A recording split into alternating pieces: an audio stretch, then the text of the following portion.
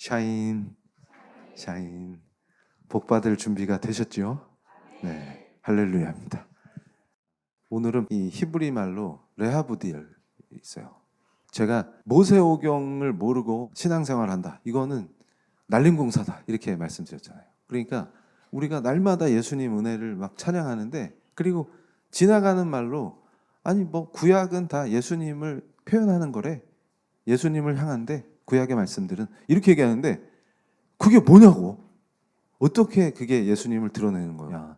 그 계시가 온전히 그리스도를 나타내는 것이냐 하는 거를 알아야 제자가 될 수 있다는 거예요. 그리고 가르칠 수 있다는 겁니다. 그래서 지금 그 랍비 출신인데 예수님 믿고 변화되면 굉장히 큰 은혜죠.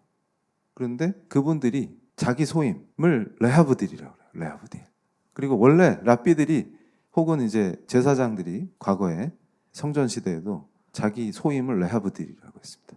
그런데 우리 창세기 1장 4절을 오늘은 히브리 말로 한번 읽어보면 같이 해보실래요? 자, 시작. 오르 엘로임 라 토브. 토브. 이거 제가 그때 막 흥분해서 설교했었죠. 엘로힘 오르벤 허쉑 바달입니다. 근데 신기한 게 제가 미국에 있는 성경 박물관에서 이렇게 관람을 쭉 하는데 갑자기 이 모세오경을 히브리어로 봉독하는 거를 계속 틀어주는 그 지점이 있었어요. 근데 거기 딱 서서 히브리어로 성경 봉독하는 걸 듣는데 전기가 와가지고 못 움직이겠는 거예요. 와, 근데 막 엘로힘 나올 때는 뭐 거의 막 어떻게 설명이 안 되는 그런 거에 막 성령에 휩싸이고 막 그랬었던 경험이 있는데, 이 레하브딜이라는 말이 그러니까 여기서 바달 이게 나누시는 구별하는 건데 분별하는 거예요. 레하브딜. 그러니까 레위기 10장 10절에서 정한 것과 부정한 것, 거룩한 것과 그렇지 못한 것을 분별하여 가르치라. 이게 제자 삼는, 그러니까 내가 제자가 돼야 제자를 삼을 수가 있죠. 이 원리가 굉장히 아름답습니다. 그런데 지금 여기서 오늘 우리가 확실하게 레위기를 통해서 오늘 이제 정결법을 배우는데 생각해야 되는 게 뭐냐면 구별돼야 된다. 그리고 우리가 이제 만인 제사장이라 했잖아요. 종교개혁의 의미를 말씀드릴 때 내가 구별해서 가르쳐 줘야 된다. 제사장이기 때문에. 그러니까 이 말씀을 모르고 신앙생활 한다는 것은 사실 어떤 의미에서 굉장히 비극이 되는 겁니다. 그래서 오늘 이제 레위기 11장부터 15장까지를 쭉 보면은 성도님들이 굉장히 힘들어요. 이게 뭐냐 도대체. 나중에 유출병 이런 거 나오는 거 보면은 이걸 왜 이렇게 정하셨냐 이거. 머리가 지끈지끈하다. 11장 1절 보시면 여호와께서 모세와 아론에게 말씀하여 이르시되 이스라엘 자손에게 말하여 이르라. 육지의 모든 짐승 중 너희가 먹을 만한 생물은 이러하니 모든 짐승 중 굽이 갈라져 쪽발이 되고 새김질하는 것은 너희가 먹되 새김질하는 것이나 굽이 갈라진 짐승 중에도 너희가 먹지 못할 것은 이러하니 낙타는 새김질을 하되 굽이 갈라지지 아니하였으므로 너희에게 부정하고. 지금 중요한 키워드들이 있어요. 부정하다. 그 다음에 13절에 보시면 새 중에 너희가 가증히 여길 것은 이것이라. 이것들이 가증한 즉 먹지 말지니 곧 독수리와 솔개와 물수리와 등등등이 쫙 나오죠. 거기에 올빼미도 있고 별의별 새가 다 나와요. 박쥐도 나오고. 박쥐가 새였네요. 제가 박쥐는 쥐야 새야 이러면서. 그리고 20절에 보면 날개가 있고 네 발로 기어다니는 곤충은 너희가 혐오할 것이로되 이렇게 또 나와요. 혐오가 또 나옵니다. 그럼 가증과 혐오 이런 거는 안 좋은 거잖아요 지금. 그런데 영어 성경에는 이게 다 가증 혐오할 것 없이 unclean, 그러니까 깨끗하지 않다 이렇게 나오는데 이런 걸 왜 하냐? 그러면 아니 까마귀 타조가 무슨 죄가 있어요? 하나님이 창조하신 거 아니에요? 근데 뭐 가증하대. 그리고 예를 들어서 다리가 없이 땅에서 이렇게 꿈틀꿈틀 거리는 거 있잖아요. 그러니까 이게 굉장히 신묘막측한 게 여러분 우리가 보통 징그러 이럴 때 그 느낌 있잖아요. 그게 다리가 없이 꿈틀거려요. 그래서 가끔 제가 어린이 대공원 산책하다가 비 온 다음 날 콘크리트에서 몸부림치는 지렁이들 구해주거든요. 이렇게 흙으로. 그러고 있으면 어떤 아주머니가 이렇게 운동하면서 지나가시다가 어머 징그러! 이러면서 지나가요. 그런데 그거 왜 그렇게 징그럽게 느껴요? 희한하죠. 그런데 걔들이 잘못한 거 한 개도 없어요. 그리고 땅속에서 걔들은 되게 좋은 일을 해요. 이게 뭐지? 이런 게 궁금하지 않으세요? 그리고 장애나 병이 있는 사람들을 분리해내시는데 이게 왜 그러냐? 이거 차별이냐? 이런 여러 가지 궁금증들이 있죠. 그래서 오늘 잘 오셨어요. 근데 이걸 한 방에 해결을 해야 됩니다. 근데 이 하나님의 이 깊은 뜻을 알면은 은혜로 더 깊이 들어가요. 근데 그걸 모르니까 그냥 넘겨버려. 그리고 이게 뭐야 이게 이렇게 된다고. 그리고서 여성을 차별했니? 성경이 여성을 뭐 혐오하니? 뭐 별의별 얘기를 다 해놔요. 그래서 뒤에 가면은 이제 15장에는 월경중의 여인에 대한 것도 나오고 그게 이제 유출과 관련된 그러니까 신체에서 우리가 뭔가를 유출할 때의 문제들 그게 왜 정결의 문제에 들어가나 이런 것들이 쭉 나옵니다. 그러니까 오늘은 진도를 확 뺄 건데 11장부터 15장까지 훅 가는 거예요. 근데 중요한 게 디테일하게 이 조문들을 일일이 다 보고 이게 무슨 뜻이고 막 이렇게 가는 것보다 제일 중요한 게 뭐냐면 이런 법을 왜 주셨으며 이게 현재 우리에게 무슨 의미가 있는가를 이해하는 게 굉장히 중요합니다. 그러니까 제가 지금 시작하면서부터 창세기 1장 4절을 히브리어로 이렇게 봉독하면서 구별하다. 그러니까 우리는 구별돼야 되는 거예요. 그러니까 이게 오늘 이제 우리 사랑하는 성도님들이 느껴야 될 은혜가 뭐냐면 그 이스라엘 민족에 대한 하나님의 뜻이에요. 그러니까 제가 그 함부로 얘기했었어요. 감히. 그러다가 회심하고서 이 하나님의 영광의 장엄함 거기에 압도당하니까 감히 함부로 말을 못 하겠는 거예요. 그러면서 제가 회심하는 날 고백한 게 그거죠. 말을 못 하게 됐다. 혀가 굳은 것 같았다. 그러니까 그거는 뭐냐면 하나님의 영광 앞에서 그냥 죽는 거예요. 죄인은. 근데 안 죽이셨다고 하는 게 저한테는 엄청난 은혜인 거죠. 그런데 그게 십자가의 원리로 이해가 되는 거예요. 그날 바로 내가 죄인인 게 인식이 되고 또 십자가의 은혜가 그냥 물밀듯이 오는 거죠. 그럴 때 감당이 안 돼요. 그런데 중요한 게 있습니다. 랍비였는데 회심한 사람 중에 리더가 있어요. 예루살렘에 있는데 예루살렘 혹시 가본 분 있어요? 그 골목에 가면은 서점이 하나 있어요. 그래서 절기가 왜 예수님을 상징하는지 등등등 좋은 책들이 거기 가득한데 그 서점에 거기가 그 사람들 본부예요. 그래서 좀 사실 살짝 위험하죠. 그래서 거기서 제일 리더신 분하고 제가 만나기도 하고 그 서점 안에 들어가면 이렇게 밀실같이 방이 있어요. 거기서 만나기도 하고 그러는데 그분들을 메시아닉 주라 그러죠. 그러니까 철저하게 이제 유대교인데 예수님을 구세주로 영접한 분들, 회심한 분들인데 그때 이렇게 대화를 나누는데 제가 그때 이제 뭔가 감지되는 게 있었어요. 뭐가 감지되냐면 로마서를 묵상할 때도 감지됐던 건데 이 유대인들의 고난이 역사를 알면 하여튼 너무나 혹독하다 이런 느낌까지 들어요.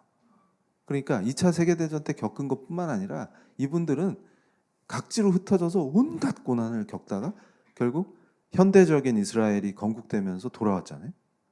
그런데 이 통곡의 벽 밑으로 이렇게 쭉 그 문화재를 관람할 때 제가 겪은 건데 아니 거기 이스라엘에 지금 상주하는 분이 저를 위해서 예약을 해놨다 그래서 딱 갔더니 히브리어 코스로 예약을 해놓은 거예요. 그러니까 이거는 성경 이렇게 히브리어 해독하고 이럴 때나 히브리어를 보지 이게 회화가 안 되잖아요. 그러니까 이게 뭔 소리야 이러는데 다행히 앞팀이 일본 팀이었어요. 그래가지고 바싹 쫓아가니까 근데 일본인 통역분이 영어로 얘기하는 걸 일본말로 통역해주고 있더라고. 그러니까 저는 뒤따라가면서 이중 체크를 하니까 정확하게 들을 수가 있었어요. 그래서 이거 나이스인데 이랬는데 문제는 출발하는데 히브리어 코스에는 다 이스라엘 사람들만 있잖아요. 유대인들만. 근데 그 중에 남자분이 체격이 이렇게 좋은데 여기 이거 쓰잖아요. 이거. 그리고 저를 딱 째려보는데 뭐라 하는데 히브리어를 못 알아들어도 알겠어요. 욕이라는 걸. 그냥 필로 알겠어요. 이거 이방인 잡것이 여기 왜 낀겨 이런 느낌 있잖아요. 그러면서 저건 재수없게 외워가지고 지금 뭐 이런 느낌으로 계속 궁시렁대요. 저를 보면서. 근데 제가 기분이 좋겠어요? 안 좋겠어요? 그래서 이거 기분이 껄쩍지근한데 이러면서 그걸 따라가는 거예요. 그런데 분노가 딱 올라오다가 갑자기 뭐에 딱 멈췄냐면 로마서 말씀에 저들이 고난을 받는 게 나한테 복이 됐다고 하신 말씀이 확 오는 거예요. 근데 그들이 구원을 받을 때 우리에게 어떠한 복이 되겠느냐? 저들이 고난을 받는 것도 우리에게 큰 복이 됐는데 저들이 진짜로 하나님이 이제 저들을 구원하시기 시작하실 때 그게 우리에게 어떤 복이겠느냐? 그 바울이 로마서에 썼던 말씀이 딱 떠오르면서 미운 마음이 싹 사라지는 거예요. 그리고 기분 나빴던 게 풀리는 거예요. 그러다가 코스를 딱 끝내고 돌아왔는데 기도가 나오는 거예요. 그리고 그 다음날 그 회심한 리더를 만나는데 그 생각이 드는 거예요. 지금 오늘 우리가 이 율법을 보면서도 그걸 생각해야 됩니다. 아니, 예수님이 오셔서 이런 복잡한 정결법이나 이런 모든 문제를 해결해 주시고 이게 어마어마한 은혜의 역사인데 왜 이들에게는? 그러니까 이제 조금 이따 제가 말씀으로 설명을 드릴 거예요. 베드로가 분명히 꿈으로 하나님께서 보여주시고 이제 먹어도 된다 하시는데 못 먹죠. 근데 이거를 바울이 엄청나게 베드로를 책망해요. 정신 차리라고. 그런데 잘 보세요. 바울은 어땠을까요? 바울은 완전 율법학자예요. 그것도 그 유대인들 안에서도 최고 권위 있는 스승한테 배운 율법학자라고. 그러니까 그 사람이 그렇게 바뀌었어요. 이방인들하고 만나서 막 먹고 신경 안 써요. 근데 여기 이 레위기 말씀에 따르면 이거 큰일 나는 거예요. 그런데 베드로는 주저하죠. 오히려. 이게 신기한 게 잘 보세요. 그 당시에 베드로가 율법을 잘 알겠어요? 바울이 잘 알겠어요? 바울하고 게임이 안 돼요. 근데 오히려 율법에 정통한 바울은 그것을 쉽게 먹어요. 근데 베드로는 끝까지 찜찜한. 그리고 끝까지 바울을 괴롭혔던 게 뭐예요? 율법을 어긴다. 이 정결법을 위반한다는 거예요. 그래서 유대계 크리스찬들이 바울을 공격하면서 막 흔들리는 거예요. 교회들이. 이제 확 이해가 되시죠? 요런 맥락이, 그러니까 신약을 보더라도 레위기를 모르면 얘들이 왜 이러는지를 알 수가 없어요. 그러니까 무슨 얘기냐면 그냥 고집불통이네 수준으로 생각을 한다고. 여러분 잘 생각해 보세요. 창세기 이래로 모세 오경을 생각해 보세요. 모세가 신명기에서 가나안 땅으로 들어가기 직전에 한 번 더 정리해 주면서 신명기 말씀으로 설교를 해주죠. 그리고 역사 속에서 뭘 겪었어요? 하나님의 법을 준수하지 않으면 어떤 고난을 겪는지를 조상 대대로 엄마 무릎에서 들으면서 자라는 거예요. 그러니까 그 정도로 강력하게 구별해 놓으셨다고. 다른 족속과 이스라엘은 다른 거예요. 그걸 구별해 놓으셨다고. 근데 바울이 나타나서 그걸 허무니까 견딜 수가 없는 거예요. 그리고 이 DNA까지 박혀 있는 그 이스라엘이라고 하는 그 정체성이 무너지는 것 같아요, 지금. 그래서 교회 예수 그리스도의 은혜를 받지만 저 뭔가 바울이 잘못된 것 같지 않니? 이러면 바로 강타되는 거예요. 그래, 어쩐지 내가 찜찜했어. 제 사도 아니래. 그리고 거기 막 호응하게 되고. 이게 확 느껴지세요? 그런데 우리가 나는 겨와 같이 이 토라를 모르니까 뭐라 그랬어요? 본회퍼 목사가 값싼 은혜로 변질시켜버려요. 그거였구나. 그러니까 이게 굉장히 싸구려로 전락해버리고. 그 다음에 제가 좋아하는 신학자 데이비드 웰스가 뭐라 그랬어요? 영광은 무거운 건데 장엄하기 때문에 감히 경박하게 함부로 입을 놀릴 수 없는 건데 압도당하는 거거든요. 사실 영광은 하나님이 임재하시는데 어떻게 까불 수가 있어요, 거기서. 그러니까 하나님이 좋아서 막 다윗처럼 춤추면서 찬양은 할 수 있어도 함부로 짓거릴 수 없어요. 그리고 함부로 행동할 수가 없습니다. 우리가 할 수 있는 행동은 찬양밖에 없어요. 그 하나님이 임재하시면. 그런데 뭐냐 이게, 어떻게 해서 이렇게 가벼워졌냐, 그걸 질타했다, 데이비드 웰스가 미국 교회를 향해서. 그 원인이 어디 있냐. 근데 제가 이 묵상을 통해서 그걸 깨달은 거예요. 그러면서 또 멋있잖아요. 옛날에 헬라인들도 그랬거든요. 유대인 공동체를 볼 때 욕하면서 자세히 보면 경건해 보이고 되게 멋있어요. 촛대에 불 딱 켜놓고. 근데 인간이 그런 걸 또 원해요. 그러니까 뭔 짓을 해요? 이런 제사와 정결법이나 이런 하나님이 주신 법들이 무슨 의미가 있고 왜 중요한지 이런 거에 토대에서 예수 그리스도의 은혜를 딱 느끼면 어떤 일이 벌어지냐면 더 예수 그리스도를 향해서 깊이 들어갑니다. 그런데 그게 안 되니까 우리의 신앙이 너무 가볍거든요. 그러니까 무슨 짓을 해요? 다시 back to 어디로 가요? 절기나 율법으로 돌아가고 싶어 하는 거예요. 그러니까 목사들이 랍비 찾아다니면서 배우고 이런 짓들을 막 하는 거예요. 그래서 제가 그걸 이해했어요. 그렇구나.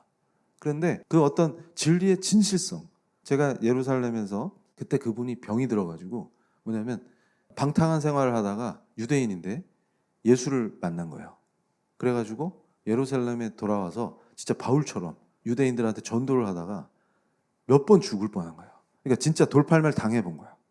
그래서 돌들이 막 날라올 때 머리에 잘못 맞아서 기절해서 죽을 뻔한 적도 있고, 그리고 또 예수를 전하고 그래가지고 그분이 이제 유대인들 전도를 위한 공동체를 만들었는데 미국이나 캐나다나 이렇게 세계 각지의 크리스찬들이 거기 와서 봉사도 하고 전도를 나가요, 같이. 그러다 그분이 이제 병이 들어가지고 그때 제가 가서 만났어요. 근데 사모님은 독일 사람인데 봉사하러 왔다가 사모님이 되셨어요. 그래가지고 그 유대인들에 대한 그 죄책감 있잖아요. 그 학살했던 이런 것 때문에 나름 이제 독일에서 괜찮은 가문이었는데 조상들이 나치에 부역한 거예요. 그래가지고 더 예수를 전해야 되겠다, 유대인들한테. 빚진 자의 심정으로 와서 봉사하다가 결혼을 하셨단 말이에요. 근데 그분이랑 대화를 하는데 돌 맞았을 때 상황 같은 거를 얘기해 주는데 되게 찌릿했어요. 뭐냐면 예전에 바울이 이중고를 겪는 거죠. 이방 세계에서의 그 위협, 그러면서 동적인 유대인들로부터의 위협, 이런 게 같이 있었겠구나 하는 게 좀 더 사실적으로 느껴졌었는데, 그래서 저한테는 그게 되게 좋은 경험이었어요. 그런데 우리 크리스찬들이 왜 예수 그리스도 중심의 신앙을 하지 못하는가? 그러면서 자꾸 허무하고 허전함을 느끼면서 엉뚱한데 해결해 주신 거에 자꾸 집착을 하는 사람들이 나타나고 거기에 빠지려고 하고, 그게 뭔가 있어 보이잖아요. 그리고 뭔가 장엄해 보이고.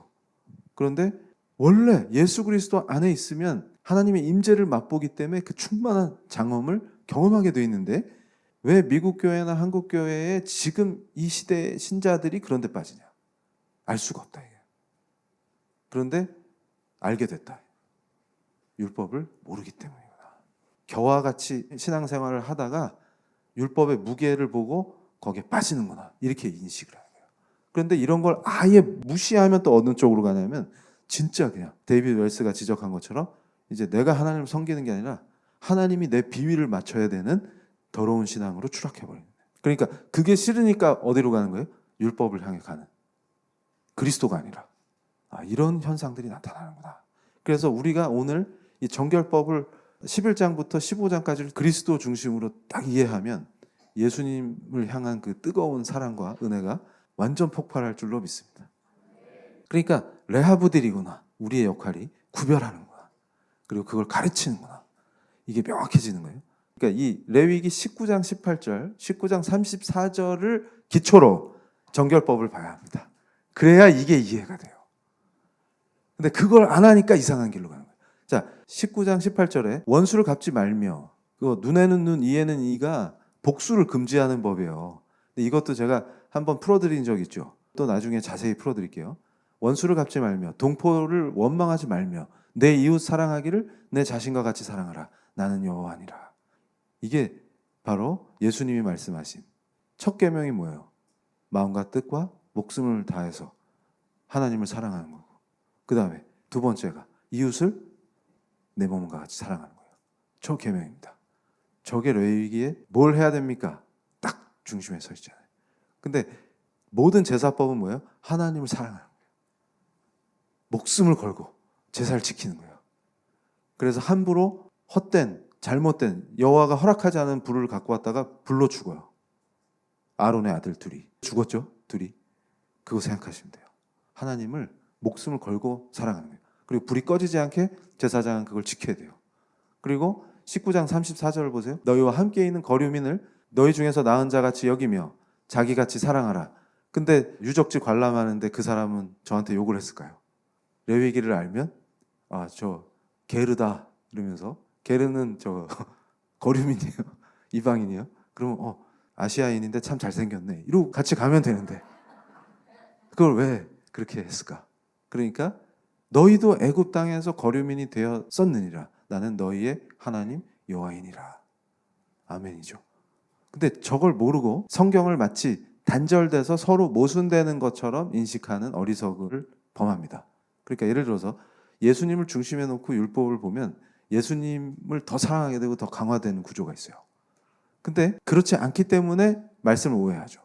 마찬가지로 율법을 볼 때도 혐오하라, 가증하라 이런 게 정결법에 계속 나오니까 번역을 그렇게 해놓으니까 계속 이게 동물들도 걔가 뭔 죄가 있어요. 야옹이는 야옹해니께 야옹일 뿐인데 걔들을 왜 미워하냐고.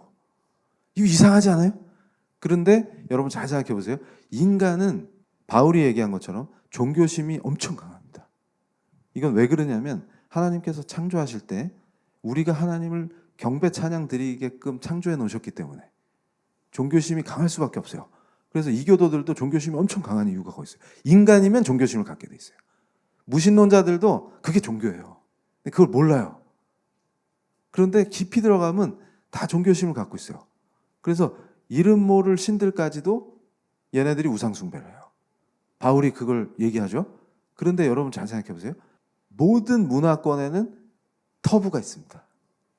그리고 어떤 관념으로 구성된 혐오감이 있어요. 예를 들어서 희한하죠? 예수 안 믿는 사람들도 아마존에 가서 꿈틀대는 거 그런 거 먹으라 그러면 못 먹어요. 아마존 분들은 거부감이 없죠. 그런 거랑 마찬가지예요. 그리고 일본인이나 유럽인들은 보신탕에 대해서 굉장한 혐오감을 갖고 있는데 근데 일본 사람들은 또 말을 먹어요. 그렇죠? 그런데 레위기 말씀에는 뭘 먹어라 먹지 마라 하는 게 구별돼 있어요. 그런데 이걸 해석할 때 중요한 기준들이 있습니다. 그래서 온갖 이론들이 막 횡행해요. 근데 이거를 참조는 하지만 제가 볼 땐 큰 의미가 없어요. 그래서 제가 우리 사랑하는 성도님들은 이걸 알려드리겠습니다. 어떻게 봐야 하냐. 여러 학설들을 정리하면 하나님의 주권이다.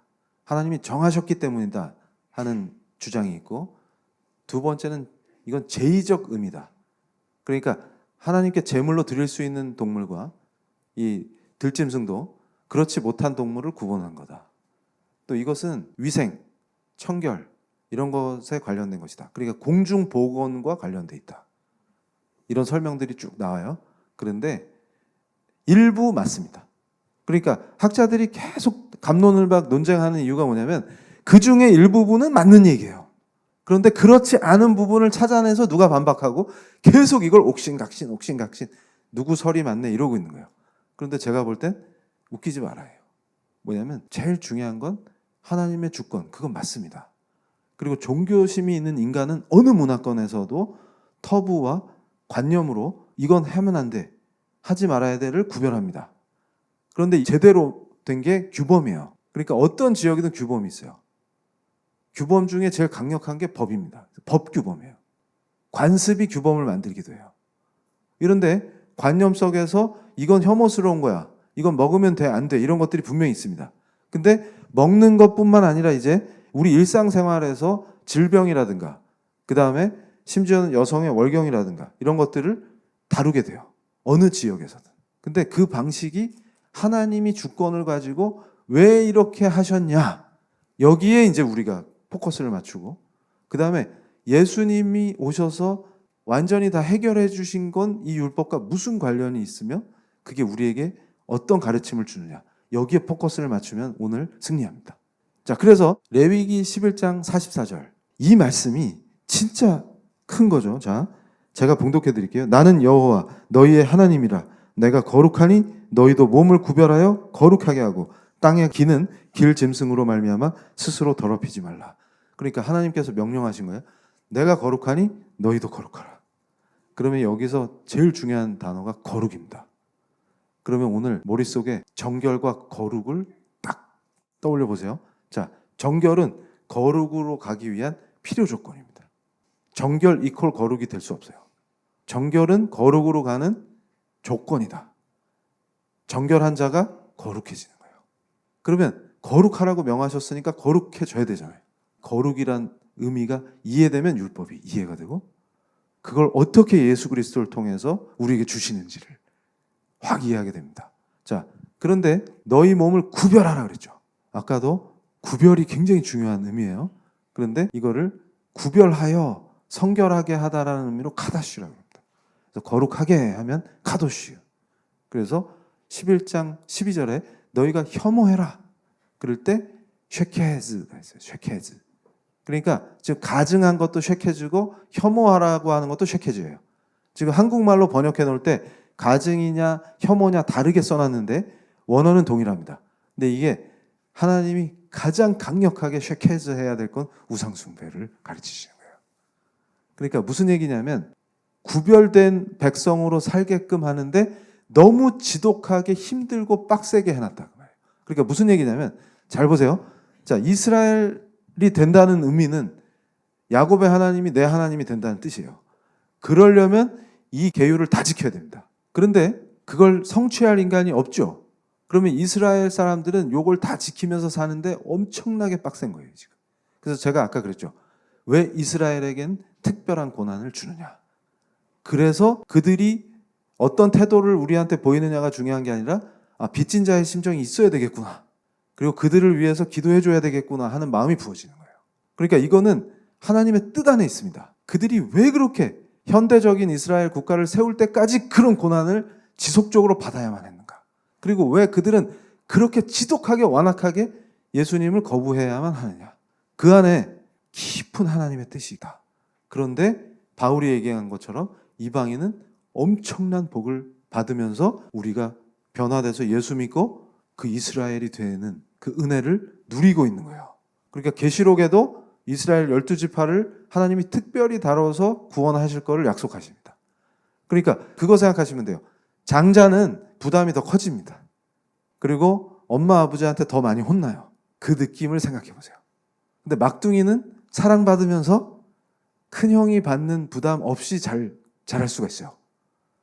그 느낌을 딱 이해하면 왜 그렇게 빡세냐. 그러니까 다시 말해서 구별되는 게 이 정도로 강력해야 된다는 걸 하나님이 이스라엘 통해서 보여주시다가 예수를 통해서 이 모든 게 해결되면서 완성되는 거룩함이 어떻게 온전해지는지를 가르쳐 주시는 게 신구약을 관통하는 하나님의 뜻입니다.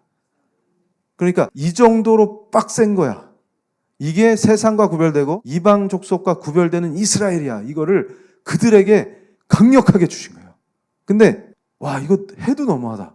이런 느낌이 들 정도로 빡센데 이걸 어떻게 예수님이 오시면서 그 율법을 주신 의미를 유대인들이 특별히 전문가라고 하는 바리새인들이 굉장히 오해하고 있었죠. 그 뜻은 나를 보면 알 수 있어 하고 예수님이 딱 나타나셨는데 그 예수님을 거부하면서 예수님이 십자가에서 죽으십니다. 근데 십자가에서 죽으시지 않으면 모든 성취는 안 돼요. 다 이루셨다 하시는 게 이루어질 수가 없습니다. 이때 이들이 도구로 사용돼요. 그러면서 우리가 그 복을 무지하게 받고 누립니다. 그러니까 이제 그들까지 가는 그 구속사의 여정을 인식해야 되는 거예요. 이때 은혜가 부어집니다. 그리고 그들을 사랑하게 돼요. 이 원리예요. 자, 그래서 원수를 갚지 말고 이웃을 사랑하기를 네 자신과 같이 하라라는 계명 안에서 레위기의 동물들을 구별하는 걸 쫙 보고 나면 어떤 게 열리냐면 자, 쉐케즈 우상 숭배를 절대 하면 안 되겠구나. 그리고 나는 구별돼야 되겠구나. 이러면서 자, 레위기에서 가증이 여기라고 했던 동물들을 하나님이 시편이나 욥기와 잠언에 언급하실 때가 있어요. 그런데 뭐예요? 중요한 게 있습니다. 하나님은 창조하셨을 때 쟤는 혐오하였더라. 기분이 나빴더라. 창조해놓고 그렇게 하신 적이 없어요. 뭐라고 얘기하세요? 심히 좋았다. 그러니까 월경 중인 여성을 차별하고 싫어하는 게 아니에요. 잘 생각해 보세요. 레위기에서 부정한 것으로 지정한 생물 중 일부를 다른 말씀에서도 언급하고 하나님이 다 내 거다라고 하신다. 그러니까 여기에 깊은 의미가 있어요. 환경신학적인 것들을 얘기할 때 다양한 종들의 번성을 위한 관리의 차원에서 율법을 이해할 필요가 있습니다. 그러니까 환경 생태적 의미까지 포함해요. 그러니까 하나님께서 모든 게 내 소유다라고 강력히 주장하시는 그 하나님의 소유권, 이 관점에서 지상에 그분이 창조하지 않은 생명체는 없어요.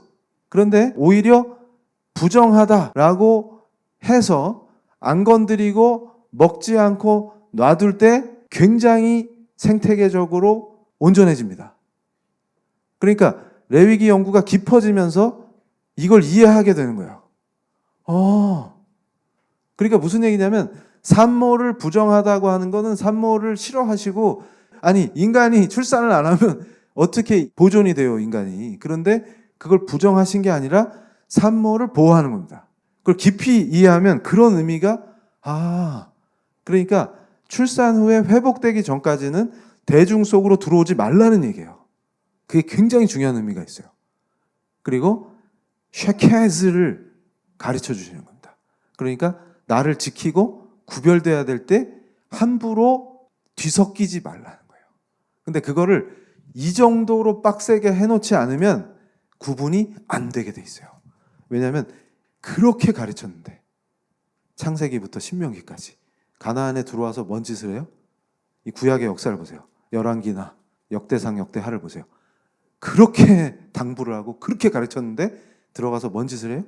우상 숭배를 해요. 바알을 섬겨요. 아세라상을 만들어요. 그러니까 어떻게 해요? 이 정도로 지독할 정도로 구별해내겠다는 것을 구약을 통해서, 특히 토라를 통해서, 모세오경을 통해서 가르쳐 주는 거예요. 그러면 지금 우리는 어떻게 봐야 되냐? 자, 그 전에 우리가 봐야 될 게 있어요. 뭐냐면, 자, 사도행전 10장 12절로 16절 말씀 보세요.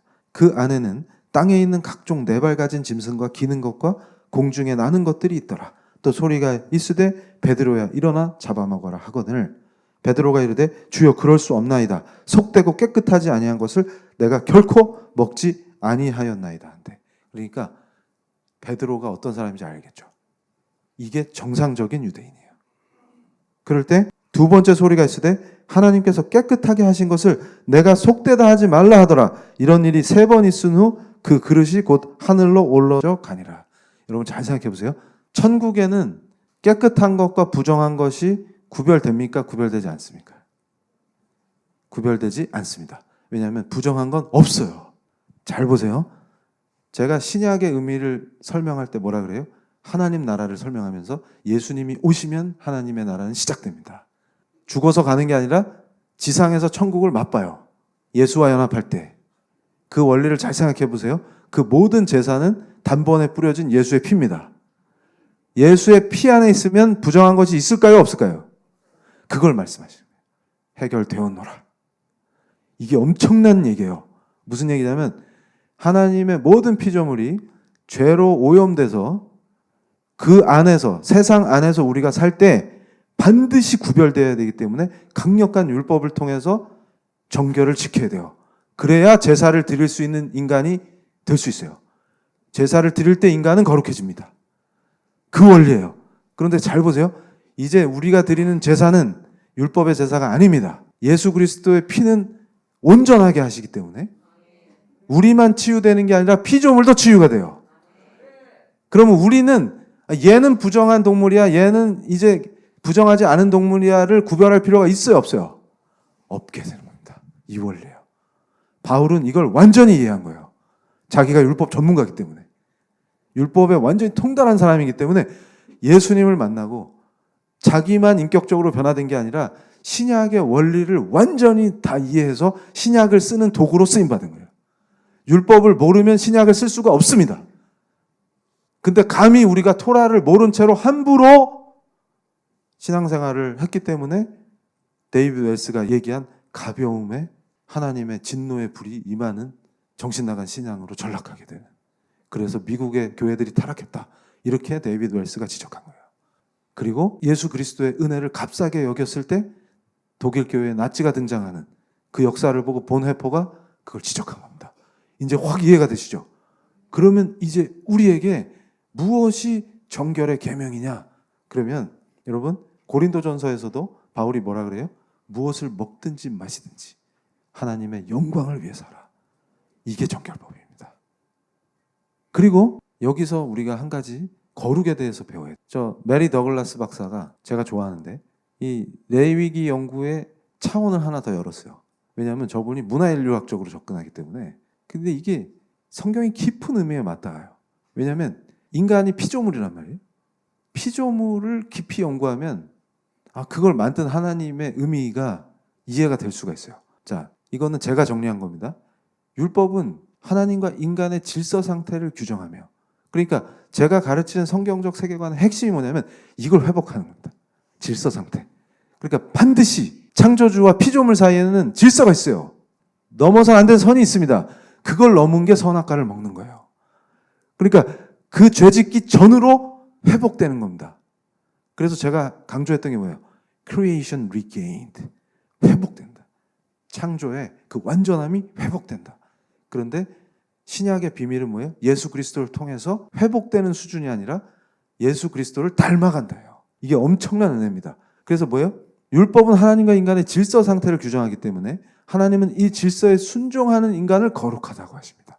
그러니까 순종하는 과정에서 정결이 충족돼요. 그리고 그 사람이 예배로 나오기 때문에 거룩해지는 겁니다. 그래서 하나님의 사랑은 경외와 거룩을 포함합니다. 그러니까 하나님을 사랑하는 사람은 하나님을 경외하게 돼 있고, 하나님을 경외하는 자는 정결해져서 세상과 구분되게 돼 있고, 그를 거룩하다 하시는 겁니다. 근데 여기서 빠져서는 안 되는 게 예배예요. 무슨 얘기냐면 정결하기만 한데 예배를 안 드리면 거룩해질 수가 없습니다. 그래서 제자리에 놓여있지 않은 것이 더러운 거예요. 그게 혼란입니다. 그러니까 제가 크리스찬은 항상 혼란과 혼돈, 혁명을 좋아하지 않는다. 정치적으로도. 그 정치의식은 창조 질서에 기반한 겁니다. 창세기부터 토라가 가르치는 거예요. 더러움은 혼란입니다. 그래서 제가 레위기 2번째 강의 때 프랑스 혁명을 조롱한 그림 보여드렸죠. 개판이다 그 말이에요. 여기선 등짝에 채찍 맞고 있고, 저기선 소가 날뛰고 있고, 저기선 사람을 죽여서 피가 흐르고 있고, 이게 뭐예요? 하나님이 가증히 여기시는 겁니다. 그래서 그걸 쉐카즈, 그거는 우상 숭배와 관련돼요. 우상의 제사는 더럽습니다. 그리고 혼돈으로 빠뜨려요. 그리고 음란한 짓을 하도록 유도합니다. 그걸 생각해 보세요. 그리고 우리는 뭐예요? 거룩해져요. 질서 상태가 생깁니다. 하나님이 임재하신 가정은 질서 상태 안으로 들어가요. 그래서 화목해지는 거예요. 하나님과 화목하지 않으면 절대로 가족 구성원과 화목해질 수가 없습니다. 그 원리예요. 그래서 성경에서 말하고 있는 거룩과 상응하는 거예요. 그래서 거룩은 온전함과 완전함이에요. 그러니까 환자가 조급하게 제사로 나오지 말고 회복된 다음에 나오게 하는 거예요. 온전함과 완전함입니다. 그걸 상징하는 거예요. 그러면 율법에는, 정기율법에는 제의적 의미, 상징적 의미 이런 게 다 담겨 있네. 그러면서 또 뭐가 담겨 있어요? 관념적으로 우리가 하나님의 절대 주권을 인정하라는 그 메시지가 담겨 있는 겁니다. 그래서 제사장과 제사동물은 흠이 없어야 돼요. 그렇기 때문에 이 명령이 지켜지기 때문에, 예를 들면 근친상간 같은 게 금지되는 원리하고 이게 연결되어 있습니다. 그러니까 온전하고 완전해져야 돼요. 그래서 성스러움, 이게 이제 거룩함이죠. 개인과 종의 통일이며 완전성이며 완벽성이다. 그러니까 한 개체가 아니라 제사 지내는 이스라엘 민족 전체가 거룩해져야 되는 거예요. 이건 뭐냐면 천국 백성 전체가 의미하는 것입니다. 그러니까 이 기독교의 가르침, 성경의 가르침은 개인도 중요하지만 그 공동체가 중요한 거예요. 이게 뭐예요? 현대적으로 표현된 게 교회예요. 여기서 교회론의 정수가 나오는 겁니다. 거룩하게 구별된 하나님의 사람들. 과거에는 혈통적 이스라엘 민족이지만 지금은 교회구나. 그래서 그걸 뭐라고 불러요? 그리스도의 몸된 교회라고 부르는 거예요. 내가 그 지체구나. 이게 확 이해되셔야 돼요. 그래서 이걸 잘 기억하세요. 이제는 새 언약이다. 예수 그리스도를 통해서 이 율법이 어떻게 완성되느냐. 그럴 때 마가복음 7장 15절, 20절로 23절에 뭐라고 말씀하시냐면, 무엇이든지 밖에서 사람에게로 들어가는 것은, 음식은 능히 사람을 더럽게 하지 못하되 사람에게서 나오는 그것이 사람을 더럽게 하느니라. 속에서 곧 사람의 마음에서 나오는 것은 악한 생각, 곧 음란과 도둑질과 살인과 간음과 탐욕과 악독과 속임과 음탕과 질투와 비방과 교만과 우매함이니 이 모든 악한 것이 다 속에서 나와서 사람을 더럽게 하느니라. 그러면 오늘날 하나님의 자녀가 거룩하다는 것은 무엇을 의미합니까? 소극적 의미에서 예수님이 사람을 더럽게 하는 것, 이게 다른 말로 바꾸면 악한 것입니다. 그러면 우리는 정결해지려면 악을 피해야 되겠죠. 그럼 우리가 착각하는 게 있어요. 그리스도인은 정결해지는 건 뭐라 그랬어요? 거룩의 전제 조건이지, 필요 조건이지. 그게 거룩이 아니에요. 그러니까 선행을 하고 악한 걸 피한다고 거룩한 하나님의 백성이 되는 게 아니에요. 그럼 뭔데? 산상수훈에서 예수께서 선포하신 법을 따라야 됩니다. 근데 나중에 제가 산상수훈 설교를 할 기회가 있을 거예요. 이게 뭐냐면 이게 새 언약, 천국 백성에게만 주시는 하나님의 법이에요. 아, 그럼 난 어떡하지? 큰일 났네. 이게 뭐냐면 마태복음 5장 48절에 마태복음 5장에서 7장은 제가 무지하게 좋아해요. 그 안에 빛과 소금의 원리가 나오죠. 그러므로 하늘에 계신 너희 아버지 온전하신가 같이 너희도 온전하라. 거룩은 온전함입니다. 근데 우리는 온전할 수가 없죠. 그러니까 쫄 필요가 없어요. 나 산상수훈 다 못 지키는데 어떡하지?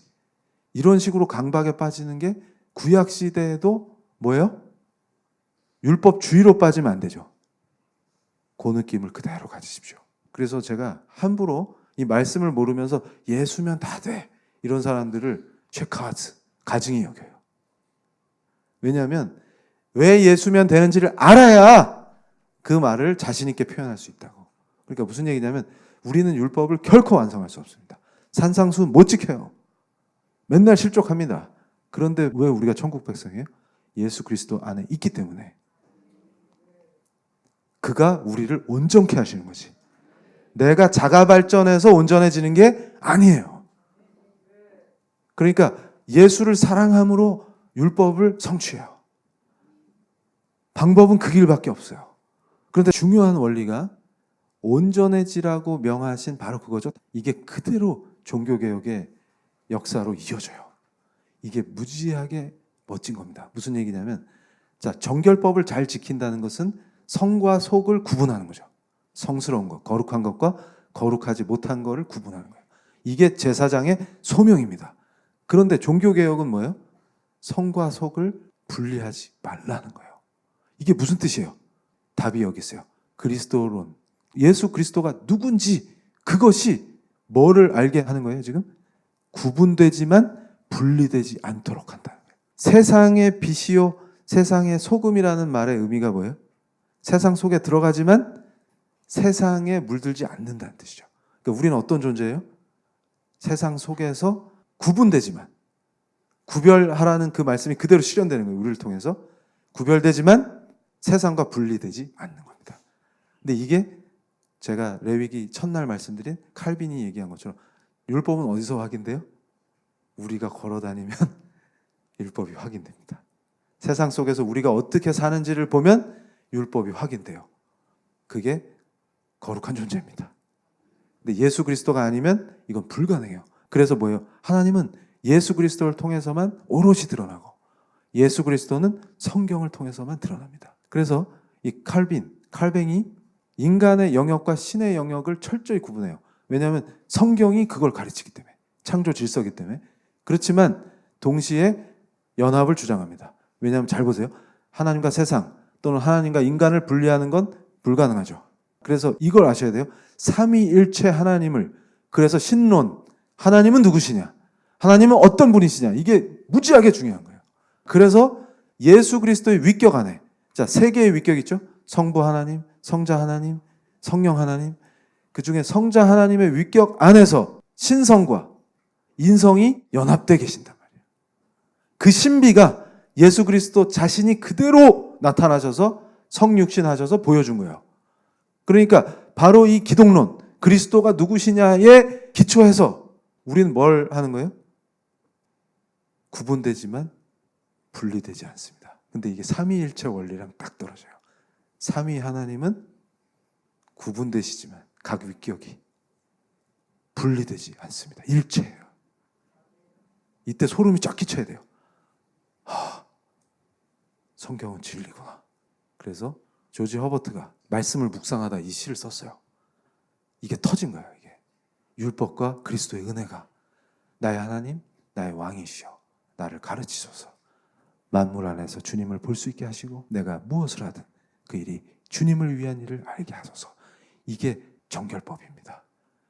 예수 그리스도가 오셔서 십자가로 다 이루시고 부활 승천하신 시대에 신자들의 정결법이에요. 고린도전서에 나오죠. 무엇을 먹든지 마시든지 오직 하나님의 영광을 위해 하라. 내 삶의 의미이자 목적이 됩니다.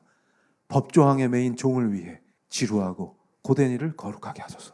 누가 방을 쓸거든 주의 법으로 그와 그의 행동을 만족스럽게 하소서. 이 시를 쓴 거예요. 이게 무슨 의미냐 도대체. 이게 엄청난 얘기예요. 자, 성삼위 하나님은 구분되시지만 분리될 수가 없습니다. 일체입니다. 그럼 나와 그리스도는 연합돼서 주님이 머리 되시면 내가 그 지체가 되는 거예요. 그리스도의 몸된 교회를 통해서.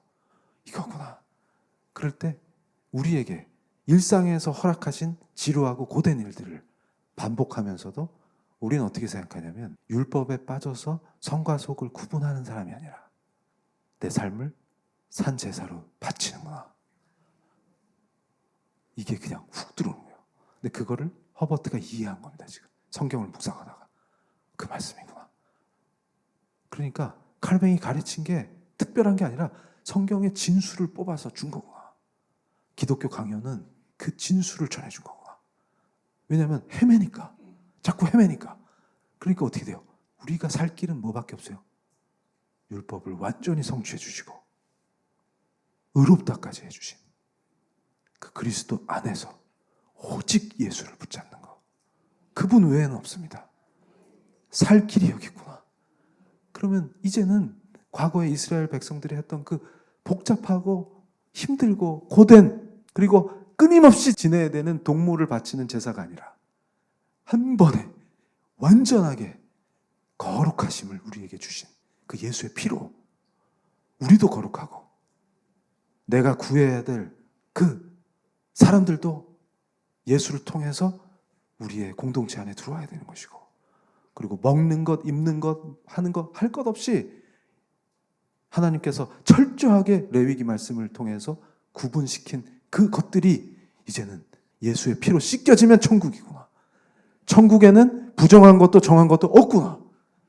그러니까 거기서 대위임령이 나오는구나. 그럼 이제는 정결법을 가르치는 게 아니라 예수를 가르치는 거구나. 그리고 그 예수를 전할 때 이 땅이 온전해지고 회복되는구나. 그 과정을 예수님 다시 오실 때까지 우리에게 명하시는구나.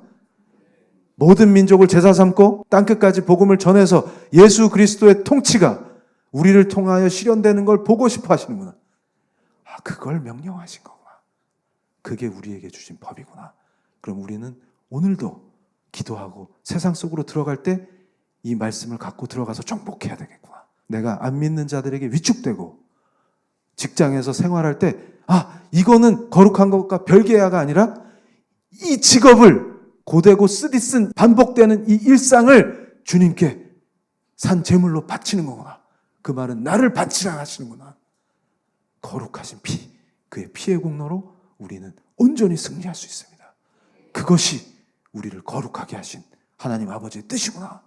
그리고 그 사랑을 온전히 느끼시면서 오직 예수밖에 없습니다. 내 주님 같은 분은 없네. 찬양하시고 하나님께 간절한 기도를 올려드리겠습니다. 우리가 매일이 승리하게 하여 주시옵소서. 우리의 승리가 오직 그리스도 안에 있습니다. 그리고 우리가 모든 마음과 생각과 우리의 정욕을 치고 예수 그리스도를 바라보고 그분이 나의 왕 되실 때 율법은 성취되고 우리는 정결할 뿐만 아니라 거룩한 지성소로 들어갈 수가 있습니다. 대제사장에게만 허락된 지성소가 아니라 이제 예수 그리스도의 피로 거룩하신 십자가의 공로로 휘장이 갈라짐으로 우리가 예수 그리스도를 통하여 지성소로 들어갑니다.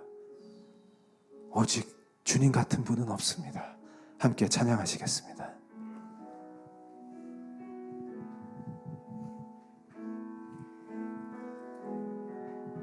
내 주 같은 분 없네. 그 어느 누구도 내 생명 다하도록 주 얼굴만 구하리. 내 주 같은 분 없네. 그 어느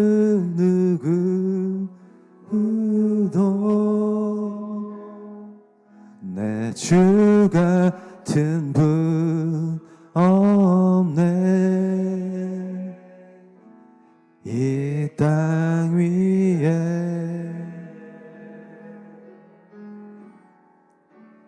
오 하나님,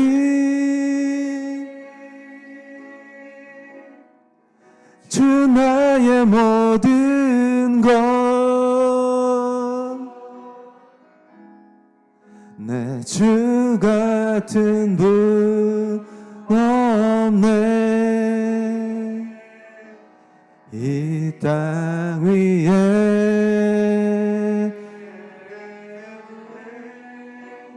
오 하나님,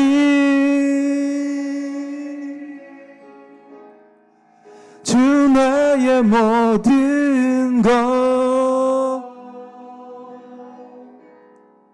내 주 같은 분 없네. 이 땅 위에 아버지, 하늘에 닿아도 우리가 땅에 있어도 오직 하나님 아버지 한 분뿐이십니다. 우리의 마음을 온전하게 하여 주시옵소서. 예수 그리스도의 그 온전하신 공로로 우리가 지성소로 들어갑니다. 아버지, 우리를 허락하여 주시니 감사합니다.